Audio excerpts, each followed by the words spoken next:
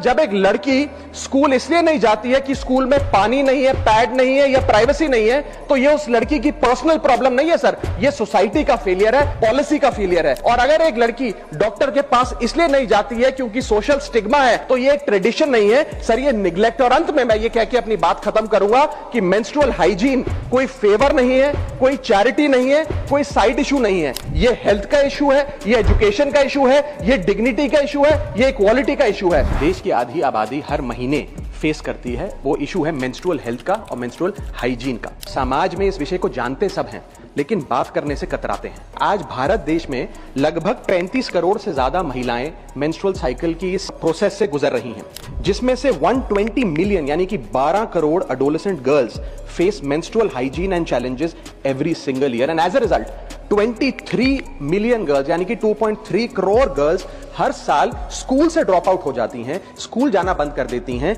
क्योंकि वहां inadequate menstrual health facilities हैं। Sir, lack of sanitation and lack of access to menstrual products के चलते हमारी बेटियां ऑन एन एवरेज 60 दिन साल में स्कूल मिस करने को मजबूर होती हैं, और वर्किंग महिलाएं महीने में 2 से 5 दिन अपना ऑफिस मिस करने को मजबूर होती हैं। सर, हम एक ऐसे देश में रहते हैं जहां शराब और सिगरेट तो खुलेआम बेची जाते हैं, लेकिन सैनिटरी पैड को अखबार में लपेट के दिया जाता है जैसे कि आप कोई इलीगल प्रोडक्ट खरीद रहे हो या इलीगल प्रोडक्ट का एक्सेस पा रहे हो। पीरियड नेचुरल है, लेकिन स्टिग्मा उसके अराउंड जो है वो अननेचुरल है। इसलिए मैं 6 स्पष्ट सुझाव इस बिल में इंक्लूड करने के लिए इस सदन में रखना चाहता हूं। मेरा पहला सुझाव है कि हर स्कूल और कॉलेज, वर्कप्लेस और पब्लिक इंस्टीट्यूशन में फ्री सैनिटरी पैड्स और फंक्शनल टॉयलेट्स बनाए जाएं।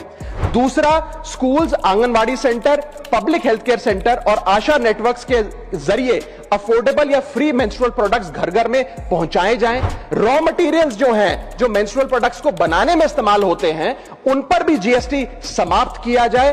और मेंस्ट्रुअल हेल्थ की एजुकेशन की जब बात होती है स्कूलों में, तो सिर्फ महिलाओं को नहीं, बॉयज को भी इस करिकुलम में शामिल करना चाहिए, because boys are rarely included in menstrual health education. और शायद समाज के साइलेंस का एक बहुत बड़ा कारण यह है कि लड़कों को, स्कूल जाने वाले बॉयज को मेंस्ट्रुअल हेल्थ की साइंस से दूर रखा जाता है। पांचवा सुझाव, मेंस्ट्रुअल वेस्ट मैनेजमेंट के लिए नेशनल फ्रेमवर्क बनाया जाए ताकि सेफ और इन्वायरमेंटली रिस्पॉन्सिबल डिस्पोजेबल सिस्टम्स हो।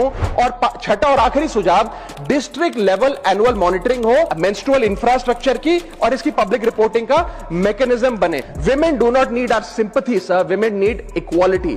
Women do not need silence. Women need dignity. And women